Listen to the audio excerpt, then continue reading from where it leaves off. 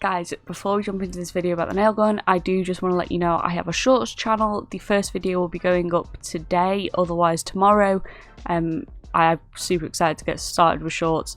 I attended a YouTube kind of webinar where they talked about them a lot. They seem super excited about them, so we're going to give it a whirl, see how they go, see how the algorithm likes them.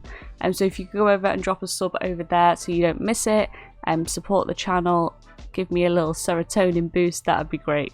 Let's get into the video.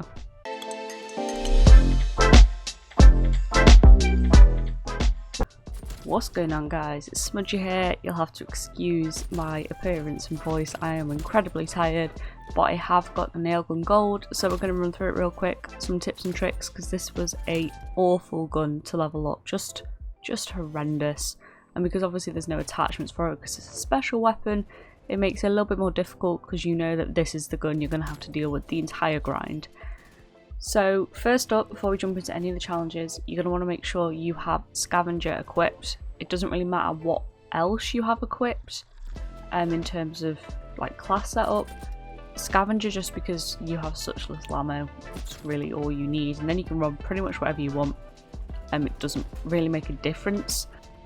And then moving on quickly to game mode before we jump into the actual challenges, you can play any game mode you want. Just bear in mind that this gun, the damage drop off is wild in range. It shreds up close, but it is wild for range. I did a lot of it in hijacks 24/7, just normal hijacks, normal core hijacked, and that was alright. You know, I got a fair few kills there, leveled up the gun quite nicely, and then I actually switched over to face off 6v6 in hardcore for the majority of the challenges, just because it was so chaotic, so easy. My KD wasn't the greatest, but when I'm going for camos I often don't care. It's definitely the way forward, I'd say. So first up, you do of course have 300 eliminations with it. It's pretty simple, you just got to get kills. This will happen naturally as you complete all the other challenges. You know, I never spend any time on this. If you can't do this one, then I can't help you. And then we have 50 headshots with the nail gun. This one was tricky. It's not the most intuitive gun to get headshots with, so the standard tip applies of if there's somebody AFK, if there's somebody not paying attention, take that time to make sure you're hitting them in the head. And the recoil with this thing is a bit all over the place. You don't really need to control it because you're going to be so close to the person, it's not going to matter, but it makes going for headshots quite difficult. I pretty much just ignored them and played as usual until I'd done, you know, the majority of camos, and then in face off hardcore I really started to focus on dragging my aim up as much as possible, and I went from maybe getting like 2 or 3 a game to like probably 5 till 8 or 9 a game. So it's definitely worth focusing on it, but I didn't really want to put all my emphasis on it at the start, and that probably saved me from going a little bit insane. So don't worry about it too much. It's the sort of thing you can come back to at the end, because it's not such a grind as the others that you don't feel too demoralised.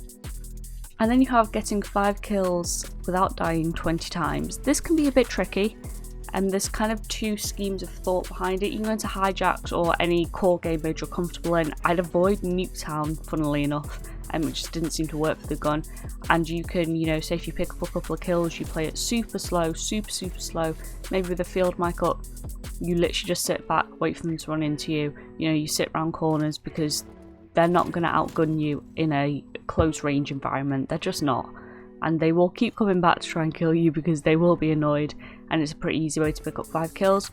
Alternatively, the flip side of that is you can jump into any hardcore mode, but face off 6v6 is the best.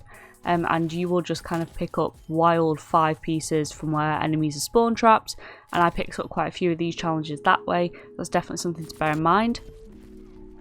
And then we have get 50 kills while sliding in multiplayer.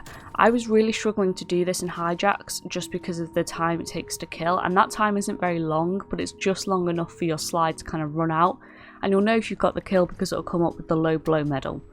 So for this, I once again hopped over onto face off 6v6 hardcore, and I just slid around every corner. You'll have situations where people will hold the same angles repeatedly, and you know that you can slide around the corner, catch them off guard and get an easy kill. Quite often point blank as well, which we'll get onto at the I think it's after this challenge, or is it the one after that?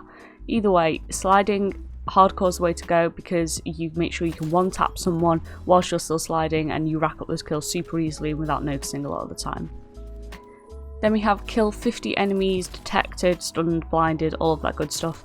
You can do this in any game mode, even in hardcore. If the map isn't up, so face off, there's no kill streak, so you never see the map, you can still put down a field mic and it'll still count towards this challenge. So you don't need to worry about that. If you're frying in hardcore, you can still play hardcore, or you can play hijacked. This goes hand in hand quite nicely with the getting 5 kills without dying, because you can use that field mic to stay alive, see where the enemies are, pick up those kills, while also contributing towards this challenge. So they go quite nicely hand in hand. You can work on them together. Other than that, you can run stuns, you could run flashes. I personally run a stim in hardcore just because I'd like to stay alive. It's a pretty simple challenge, it just takes a little while.